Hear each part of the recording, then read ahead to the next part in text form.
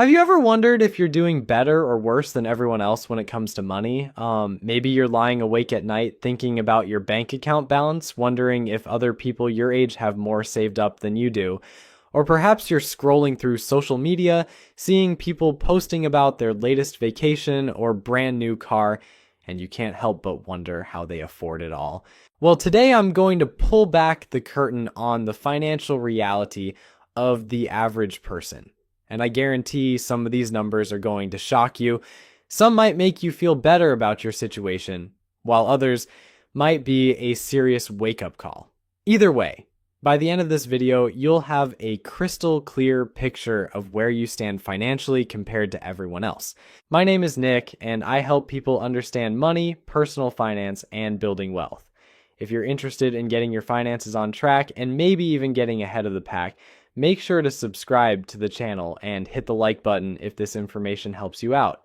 Before we dive into these eye-opening statistics, let me ask you something. When you think about the average person's financial situation, what comes to mind? Do you picture someone who has their act together, steadily building wealth and preparing for retirement? Or do you imagine someone who's basically living paycheck to paycheck, hoping everything works out in the end? The truth is, most of us have no idea what normal actually looks like when it comes to money. We might have assumptions based on what we see around us, but the reality is often very different from what we imagine. And here's the thing that makes this whole topic so fascinating. Understanding these numbers isn't just about satisfying your curiosity, it's about giving you the information you need to make better decisions with your own money. Think about it this way. If you're trying to get in shape, wouldn't you want to know what the average person weighs or how much they exercise? If you're trying to improve your grades, wouldn't you want to know how you compare to other students? Money works the same way. When you understand where you stand compared to everyone else, you can make more informed choices about your spending, saving, and investing. So let's start with something that affects every single working person in this country: income. When you cash your paycheck every 2 weeks, are you earning more or less than the typical worker? According to the most recent data from the Bureau of Labor Statistics, the median weekly earnings for a full-time worker came in at just over $1,000. That works out to roughly $52,000 per year before taxes. Now, let me break that down a bit more. We're talking about individual income here, not household income, which would include a spouse or other family members who might be working. And when we say median, that means half of all workers earn more than this amount and half earn less. It's the middle of the pack. If you're making around $26 per hour, you're right there with the average full-time worker. But here's where it gets interesting. That $52,000 figure is before Uncle Sam takes his cut. After federal taxes, state taxes, Social Security, and Medicare, that number shrinks pretty quickly. Depending on where you live, you might be taking home somewhere between $35,000 to $40,000. Suddenly, that doesn't seem like quite as much money, does it? But income is just one piece of the puzzle. What really matters is what people are doing with that money once they earn it. And this is where things get really fascinating and honestly a little bit concerning. Let's talk about retirement savings, because this is where a lot of people are in for a rude awakening. According to the Federal Reserve's most recent survey, the median amount that Americans have saved for retirement is $65,000. Now, before you start feeling too good or too bad about that number, remember that this includes people of all ages who actually have retirement accounts at all. Here's the kicker. About 25% of Americans don't even have a retirement account. They have $0 saved for when they stop working. Zero. That means 1 out of every 4 people you meet is planning to rely entirely on Social Security when they retire, assuming it's even still around by then. For those who do have retirement savings, the numbers vary dramatically by age, and some of them are pretty alarming. People under 25 have a median balance of less than $2,000. Now, to be fair, if you're 23 years old and just starting your career, having $2,000 saved is actually not terrible. But it does highlight how important it is to start early.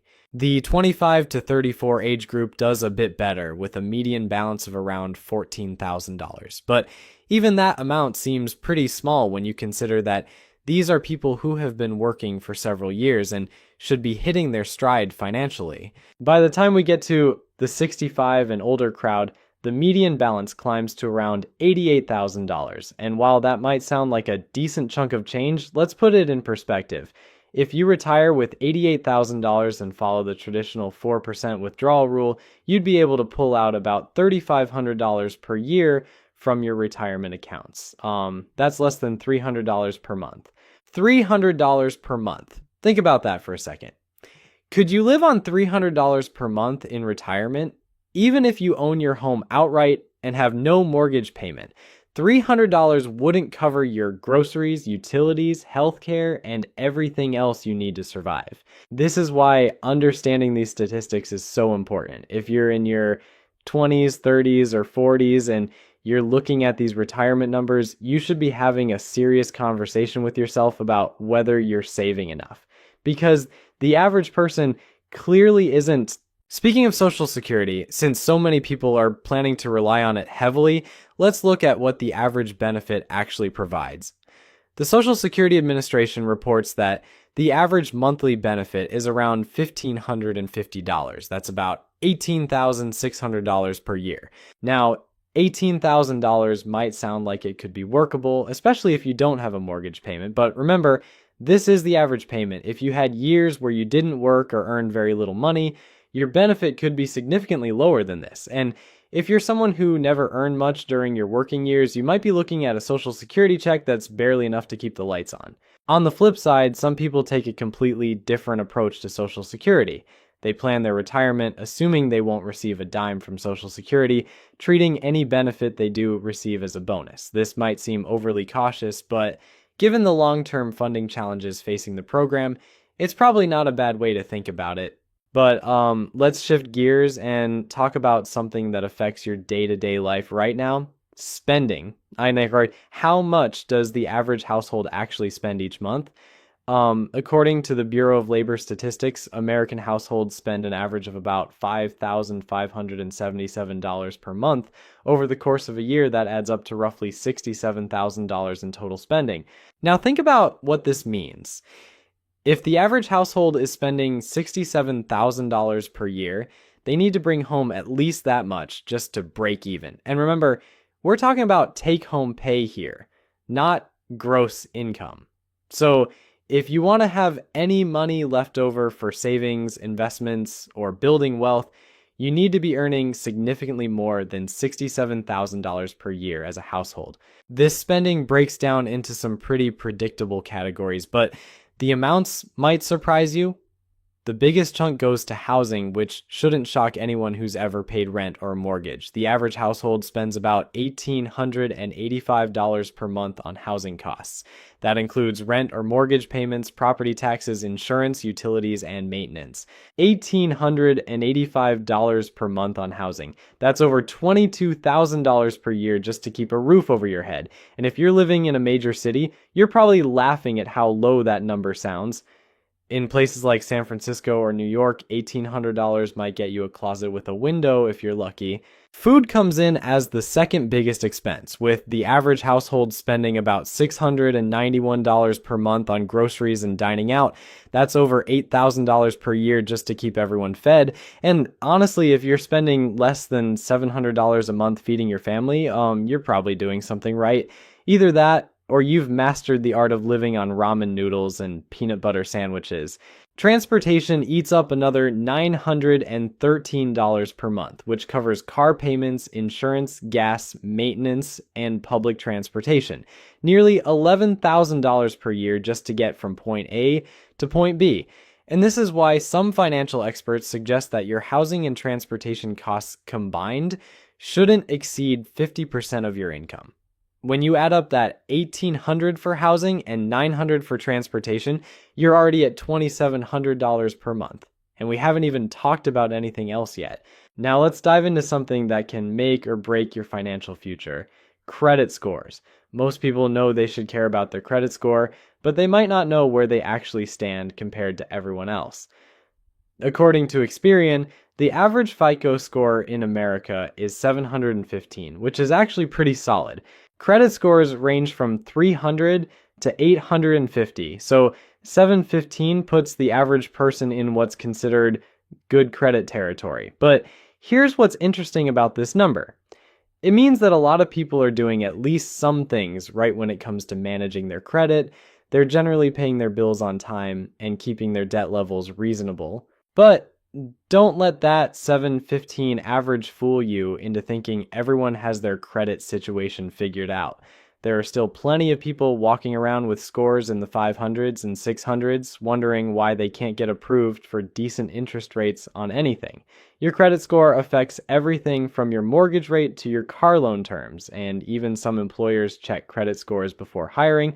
The good news is that maintaining a decent credit score isn't rocket science.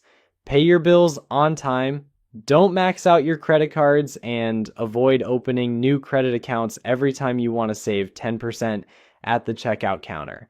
It's really that simple, but somehow a significant portion of the population still manages to mess it up. Speaking of credit, let's talk about the elephant in the room, credit card debt. This is where things get ugly fast. The average household is carrying over $9,000 in credit card debt. $9,000. That's not a car loan or a mortgage where you're buying something that holds value. That's $9,000 spent on stuff that's probably sitting in closets, gathering dust, or already thrown away. What makes this even more painful is the interest rates on credit cards. We're talking 15, 20, sometimes 25% or higher. If you're paying 20% interest on $9,000 in credit card debt, you're throwing away $1,800 per year just in interest payments. That's money that could be going toward building wealth, but instead it's making credit card companies rich. Here's the thing that really gets me about credit card debt. Most of it comes from buying things people don't actually need. Sure, sometimes people use credit cards for emergencies or unexpected expenses, but let's be honest, a lot of that $9,000 went toward clothes, electronics, dinners out, online shopping sprees, and impulse purchases that seemed like a good idea at the time. The solution's pretty straightforward, even if it's not always easy to implement. Pay off your credit card balances in full every single month. If you can't afford to pay cash for something, don't put it on a credit card unless it's a genuine emergency. And if you're already carrying a balance, make paying it off your top financial priority even before you start investing for retirement. There's no point in earning 7% in the stock market if you're paying 20% on credit card debt. Now let's talk about net worth, which is probably the best single number for measuring your overall financial health. Net worth is simply what you own minus what you owe. Add up the value of your house, your cars, your bank accounts, your retirement accounts, and everything else you own. Then subtract your mortgage, credit card debt, student loans, and any other money you owe. Whatever's left is your net worth. According to the Federal Reserve, the median net worth for American households is about $122,000. But just like with retirement savings, this number varies dramatically by age, and some of the breakdowns are pretty eye-opening. If you're under 35, the median net worth is less than $14,000. Now, if you're 25 years old and just starting your career, having $14,000 in net worth isn't terrible. But if you're 34 and still sitting at $14,000, you might want to have a serious conversation with yourself about your financial trajectory. The 35 to 44 age group does better, with a median net worth of $91,000. The 45 to 54 crowd hits $168,000. People between 55 and 64 have a median net worth of $212,000. And those 65 to 74 years old hit $266,000. Here's what I find fascinating about these numbers. They're actually pretty achievable for most people with decent incomes and some basic financial discipline. You don't need to be a stock market genius or start the next big tech company to hit these milestones. You just need to consistently spend less than you earn and invest the difference. But there's another side to this coin that we need to address: savings rates. How much of their income is the average person actually setting aside? The Bureau of Economic Analysis shows that Americans save about 6% of their income after taxes. 6%, that's it. Now, 6% might not sound terrible, but let's think about what this really means. If you're saving 6% of your income and some of that needs to go toward short-term goals like buying a car or making a down payment on a house, there's not much left over for long-term wealth building.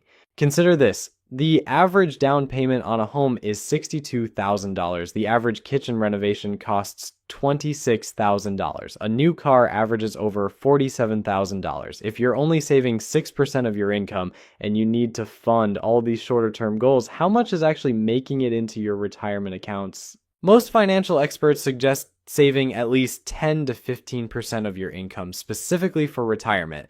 And that's on top of whatever you're setting aside for other goals. If you want to retire early and not have to work until you're 70, you probably need to be saving even more than that. This brings us to something that might surprise you: retirement age. When do you think most people actually stop working? If you guessed 65, you'd be close but not quite right. According to recent data, the average retirement age in America is 61. Now, that might sound pretty good at first. Who wouldn't want to retire at 61 and spend their golden years doing whatever they want? But here's the catch. Most people can't collect their full Social Security benefits until age 67. So if you're retiring at 61, you've got 6 years to bridge that gap somehow. And if your retirement savings look anything like those median numbers we talked about earlier, those 6 years might be pretty lean. Here's another way to think about it. If you start working at 22 and retire at 61, you've been in the workforce for 39 years. That's nearly 4 decades of getting up early, commuting to work, dealing with bosses, sitting in meetings, and doing whatever it is you do to earn a paycheck. After all that time, you finally get to retire with maybe $88,000 in your retirement account, which we already established gives you about $300 per month to live on.